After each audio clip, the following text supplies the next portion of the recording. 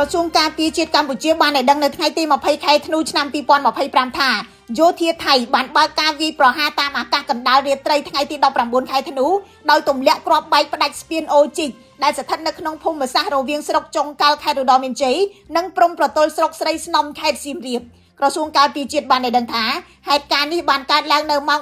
10:58 នាទីយប់ប៉ុន្តែមិនទាន់មានការវាយតម្លៃពីទំហំនៃផលប៉ះពាល់ពីការវាយប្រហារកណ្ដាលរាត្រីនេះទេរូបភាពពីកន្លែងកើតហេតុបង្ហាញរចនាសម្ព័ន្ធស្ពានខូចខាតយ៉ាងដំណំនិងខូចរថយន្តមួយគ្រឿងផងដែរកាលពីថ្ងៃទី16ខែធ្នូឆ្នាំ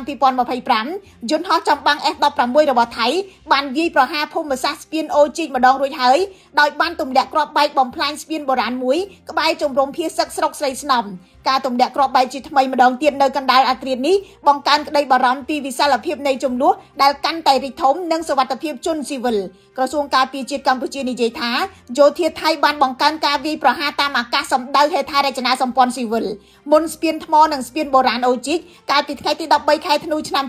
2025ថៃបានបំផ្លាញស្ពានមេទឹកនៅខេត្តពោធិ៍សាត់អង្គការសហប្រជាជាតិទទួលបន្ទុកសិទ្ធិមនុស្សនៅថ្ងៃទី18ខែធ្នូបានថ្កោលទោសការវាយប្រហារបែបនេះក៏ប៉ុន្តែมันអាចបញ្ឈប់ថៃបានទេ